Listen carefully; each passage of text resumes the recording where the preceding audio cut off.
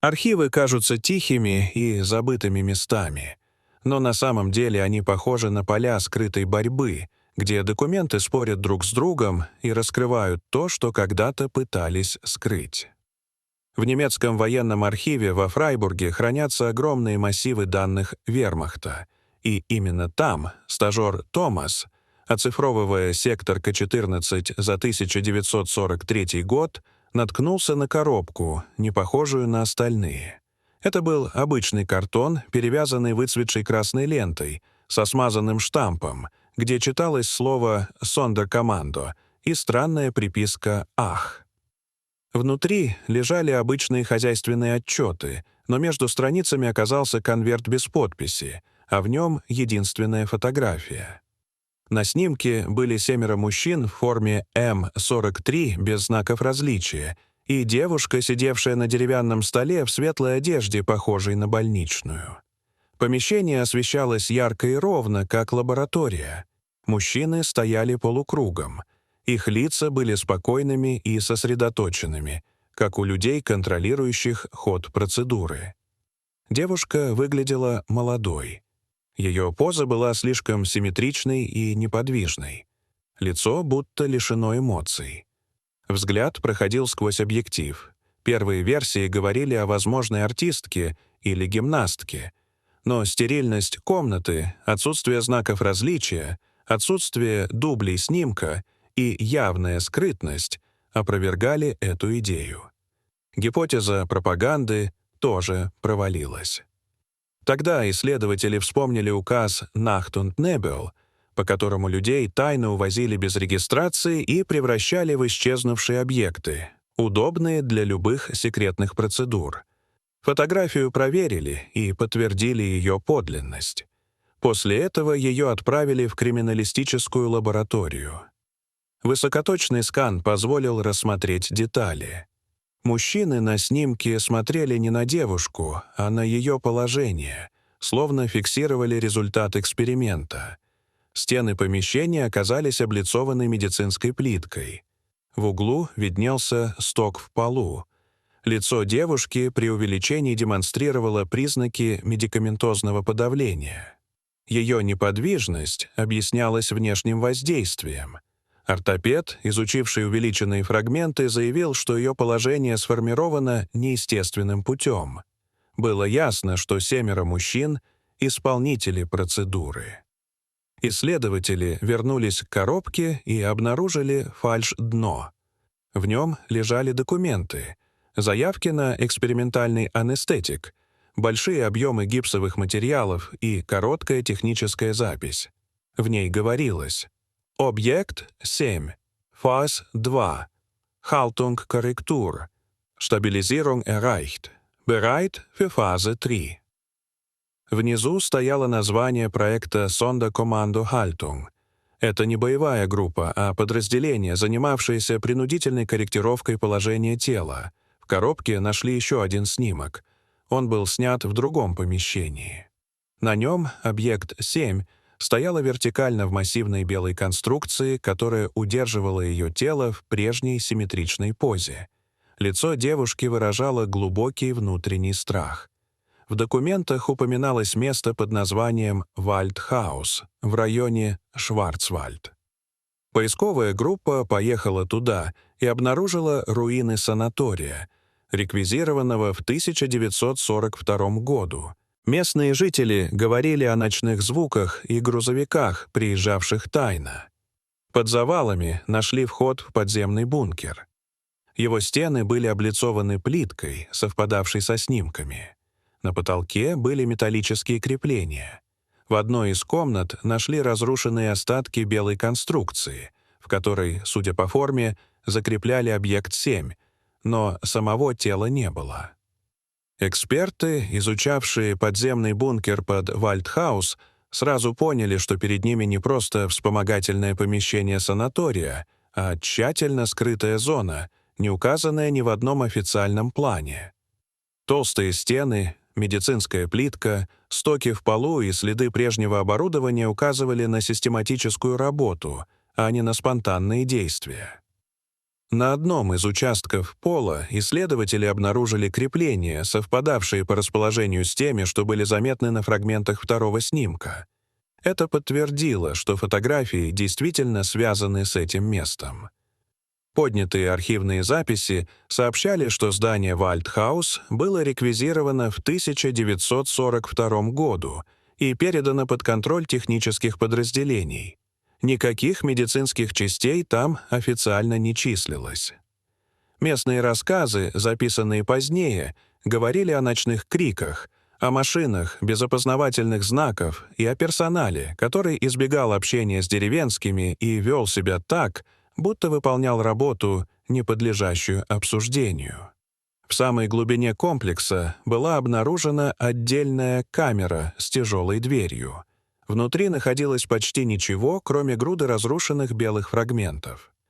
Эксперты установили, что это были остатки той же конструкции, в которой фиксировали объект 7. Толщина стен камеры, следы вентиляции и следы старых металлических креплений показывали, что помещение предназначалось для долгого и контролируемого содержания. Документов о дальнейших фазах проекта не нашли, но в нескольких клочках бумаги упоминались слова «фаза 3» и «Übergabe», что можно было перевести как «передача» или «переход». Неясно, о каком этапе шла речь, но исследователи предположили, что после стабилизации Object 7 должны были либо перевести в другое место, либо подвергнуть следующей стадии, смысл которой оставался неизвестным. Главный вопрос заключался в том, что случилось с Object 7 после обнаруженной фазы. Теорий было несколько. Первая исходила из того, что объект мог не выдержать дальнейших процедур и был тихо ликвидирован. В пользу этого говорили найденные рядом с комплексом следы старой кремационной площадки, которую официально связывали с утилизацией медицинских материалов. Вторая теория предполагала, что Object 7 была вывезена перед отступлением в 1945 году. Документов нет, но в одном из устных свидетельств говорилось, что за несколько дней до появления войск союзников от Вальдхаус отъехали 3 машины. Третья теория считалась самой тревожной. Согласно ей, персонал мог покинуть объект в спешке, не успев завершить план уничтожения следов. В таком случае Object 7 могла остаться в изолированной камере внутри конструкции, неспособная выбраться. В пользу этой версии говорило то, что обломки конструкции находились внутри камеры, а они вынесены на утилизацию. Однако никаких следов тела обнаружено не было, что только усиливало загадку. Исследователи попытались найти упоминание Object 7 в других архивах, но получили отрицательные результаты. Это соответствовало логике Nacht und Nebel, согласно которой человек исчезал документально, превращаясь в объект, несуществующий в списках. Оставались лишь фрагменты, 2 фотографии, несколько технических записей, запросы на материалы и подземный бункер, где когда-то работала Sonderkommande Haltung. Вопрос о том, какие цели преследовал этот проект, вызывал ожесточенные споры. Одни считали, что это был эксперимент по принудительной коррекции положения тела для неизвестных демонстрационных задач. Другие говорили о поисках предельных возможностей человеческой анатомии, проводимых без учета последствий. Третьи предполагали идеологическую составляющую, где объект должен был стать визуальным символом некого концепта, который так и не был раскрыт в найденных документах. Впрочем, ни одна из гипотез не давала исчерпывающего ответа. Единственное, что было ясно, это то, что проект существовал, и что по его следам намеренно прошлись, чтобы скрыть все, что можно. Однако одна коробка почему-то избежала уничтожения. Почему она оказалась в обычном хозяйственном секторе К-14, понять было невозможно. Либо кто-то ошибся, либо кто-то намеренно спрятал ее среди рутинных документов. Томас, обнаруживший эту коробку, говорил позже, что чувство, возникшее при виде первого снимка, было похоже на внезапное и холодное понимание того, что за обычным архивным хаосом скрывается то, чего никто не должен был видеть. Для группы исследователей история закончилась на том, что дело передали в отдел, занимающийся документальными аномалиями. Но вопросы остались. Почему проект назывался «Халтунг»? Что означала третья фаза? Куда исчезла Объект-7? И сколько подобных объектов было создано, если в отчетах фигурировала цифра 7, а не 1? Когда исследователи попытались восстановить структуру Сондеркоманда Халтунг, оказалось, что официально такого подразделения никогда не существовало. В административных списках не было ни кодов, ни штатов, ни имен сотрудников. Единственные следы появлялись косвенно. Несколько заявок на материалы проходили через логистическую ветку, связанную с экспериментальными проектами, которые обычно курировались в глубокой секретности. Из 3 таких заявок 2 относились к Вальдхаус, а 3 исчезала в неустановленном направлении. Это позволяло предположить, что Халтунг мог быть частью более широкого комплекса работ, распределенного по нескольким объектам. Сравнив даты документов, эксперты заметили, что фаза, упомянутая для Object-7, совпадала с периодом активного применения указа Nacht und Nebel. Это означало, что объектами проекта могли становиться люди, которые официально переставали существовать. Несмотря на это, нигде не было прямых упоминаний о назначении проекта. Не было пояснений, зачем требовалось фиксировать человека в строго определенном положении.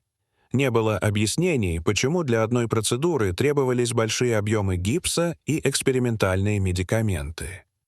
Даже технические статьи, обычно сопровождающие подобные разработки, отсутствовали. Это делало Сондеркоманда Халтунг примером проекта, созданного так, чтобы его намерения невозможно было расшифровать по остаточным следам. Когда группа исследователей попыталась проверить помещение Вальдхаус более тщательно, они выявили еще одно странное обстоятельство. В одном из коридоров обнаружилась заделанная ниша. После вскрытия стало ясно, что там раньше находился небольшой технический шлюз, который, вероятно, использовался для транспортировки объектов или материалов без контакта с основными помещениями. Эта находка подтверждала, что работа в комплексе была изолирована и контролировалась на каждом этапе. В отчетах о состоянии санатория, составленных сразу после войны, ни один инспектор не упомянул этот шлюз, что означало, что его закрыли заранее и тщательно скрыли. Вопрос о том, что стало с Объект-7, оставался центральным. Эксперты пришли к выводу, что отсутствие тела не свидетельствует о том, что объекта не было. В большинстве проектов, связанных с Nacht und Nebel, документы уничтожались, а следы ликвидировались. Но в случае Халтунг именно отсутствие последовательности вызывает подозрения. Если персонал уничтожил документы и оборудование, почему конструкцию Object-7 не вывезли или не уничтожили полностью? Почему она осталась, пусть и разрушенная временем? Это выглядело так, будто персонал покинул объект в спешке. В пользу этого говорили следы незавершенных операций, найденные в других комнатах. На нескольких рабочих столах сохранились остатки маркировочных карандашей, обрывки бумажных лент и следы инструментов, оставленные так, словно работу прервали неожиданно. Некоторые исследователи предположили, что приближение союзников застало персонал врасплох. Если это так, то Объект-7 могла находиться в комплексе в момент эвакуации. Это означало, что при быстром уходе сотрудники могли ограничиться уничтожением документов, не успев завершить полный цикл скрытия следов. Однако найти прямые доказательства уже было невозможно. Даты уничтоженных отчетов установить не удалось. Никто не знал, кто именно входил в состав Сондеркоманда Халтунг и кому подчинялось подразделение. Попытки найти фамилии сотрудников через косвенные отметки тоже ничего не дали. Подписи в документах были условными кодами. Единственным живым человеком, который мог бы что-то знать, был пожилой житель деревни, утверждавший, что видел, как из Вальдхаус в начале апреля 1945 года ночью вывозили ящики. Но он не видел, кто их грузил, и не мог сказать, что было внутри. Исследователи также нашли упоминание о несуществующем подразделении АКХ, указанном на коробке «Томас». В архивах не было такой маркировки. Но сопоставление почерков и кодов показало, что буква могла означать сокращение технического термина, связанного с корректировкой положения. Оставалось непонятным, почему именно Object 7 была сфотографирована. Был ли это отчет о выполненной фазе? Было ли это документирование результата перед очередным этапом? Или снимки предназначались для внешнего заказчика, которого исследователи так и не смогли определить? Психологи, изучавшие выражение лица Object 7 на втором снимке, отмечали, что в ее взгляде угадывается состояние крайнего внутреннего напряжения и осознания происходящего. Это противоречило идее о полностью подавленном состоянии. Предполагалось, что к моменту второго снимка устранение медикаментозного воздействия могло позволить ей осознавать ситуацию, оставаясь при этом неспособной к движению. Эта особенность породила множество споров, поскольку она указывала на то, что третий этап проекта мог иметь совершенно иной смысл. Вопросы о масштабе проекта тоже оставались открытыми. Если объект 7 — это один из объектов, то где объекты 1.6?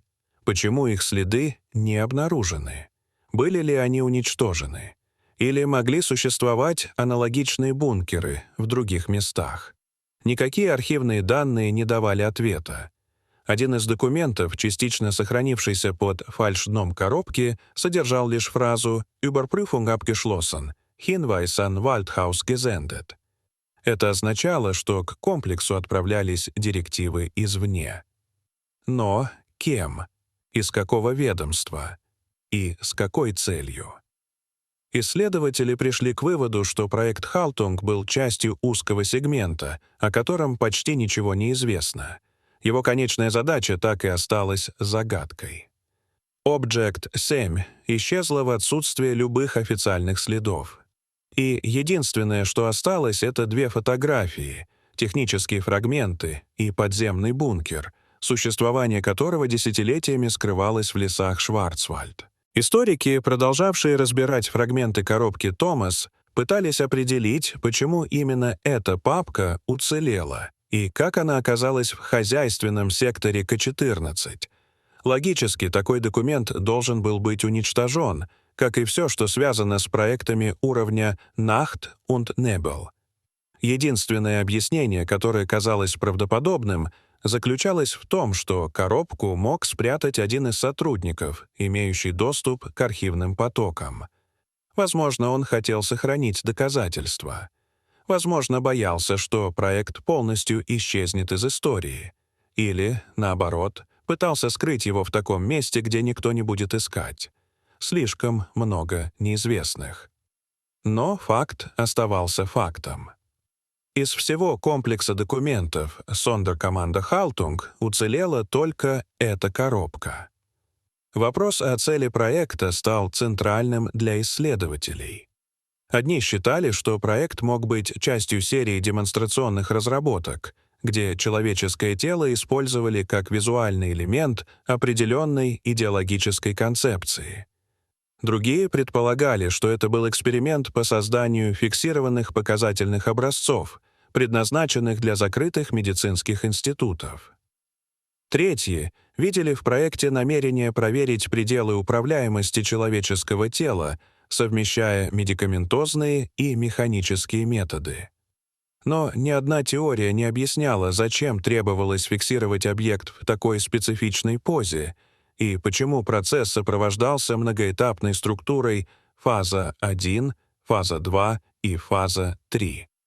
Вторая фотография, на которой объект 7 находилась в вертикальном положении внутри белой конструкции, поднимало еще больше вопросов. Почему объект был поставлен вертикально? Зачем нужно было фиксировать позу в таком виде? Почему ее лицо демонстрировало осознание и страх? И главное, что планировалось после третьего этапа. Поскольку в документах упоминался только переходный термин, исследователи не могли установить, был ли этот этап выполнен или только готовился.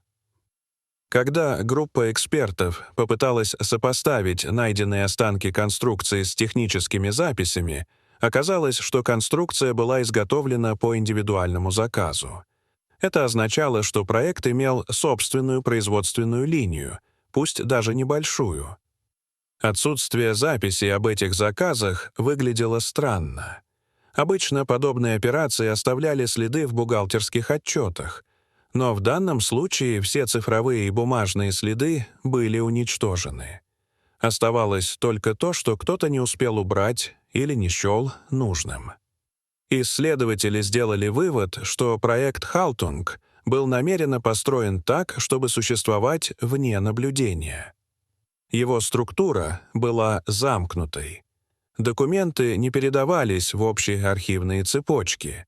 Все участники использовали внутренние коды. И даже место проведения Вальдхаус было выбрано так, чтобы оставаться на периферии. Сам комплекс уходил под землю. Помещения были оборудованы так, чтобы работать в полной изоляции. Вентиляция, шлюз, стоки, плитка, отдельные технические комнаты — все указывало на то, что работа шла скрытно и системно. Но главный вопрос оставался прежним. Что стало с Object-7? И почему оба снимка вообще были сделаны? В большинстве закрытых проектов фотографирование избегалось, но здесь снимки выглядели как обязательная часть процесса. Возможно, это были отчеты о выполнении фаз для тех, кто контролировал проект издалека. Возможно, фотографии предназначались для внутреннего анализа. Возможно, они должны были стать частью итогового досье, которое так и не было составлено или было уничтожено. Какова бы ни была версия, факт существования снимков означал, что кто-то считал важным документировать результат. Сама судьба Object-7 породила несколько гипотез. Если объект не пережил вторую фазу, сотрудники могли удалить тело и уничтожить следы. Если вывозили материалы в апреле 1945 года, объект 7 могли перевести в неизвестное место. Но если эвакуация была внезапной, объект мог остаться внутри комплекса. Найденные разрушенные фрагменты конструкции говорили о том, что она была сломана уже после прекращения работы. Вопрос о том, было ли тело внутри, оставался без ответа. Отсутствие любых костных или органических следов лишь усиливало загадку. Возможно, конструкцию разбили до того, как помещение покинули. Возможно, конструкция разрушилась со временем. Возможно, объект убрали заранее. Любая версия могла быть правдой, и ни одну нельзя было доказать. Тем временем исследователи пытались найти следы других объектов. Цифра 7 в коде Object-7 подразумевала, что объект был не единственным. Но никаких других фотографий или документов обнаружено не было. Не было следов Object-1.6. Это означало либо их полное уничтожение, либо то, что они находились в других местах, но их история исчезла. Как исчезла и сама структура сондокоманда «Халтунг». В результате всего расследования осталась лишь тяжелая мысль. Зло не всегда выглядит как поле боя или массовые преступления. Иногда оно напоминает тихую комнату, яркий свет, людей в форме, выполняющих работу без эмоций, и объект, чья судьба полностью зависит от чужой воли. Архивы продолжают хранить следы таких историй, и если одна коробка смогла пережить десятилетия, неизвестно, сколько еще подобных следов спрятано в других хранилищах. Сколько объектов никогда не было найдено. Сколько историй исчезло в рамках «Nacht und Nebel», оставив после себя лишь намеки. А судьба «Объект-7» остается одной из них. История, которая не должна была быть увидена, и которую кто-то когда-то все же попытался рассказать, сохранив одну коробку среди рутинных папок. Дорогие зрители, что вы думаете об этой истории? Расскажите, пожалуйста, в комментариях. А если вам понравилось это видео, то ставьте лайк и подписывайтесь на наш канал. До свидания.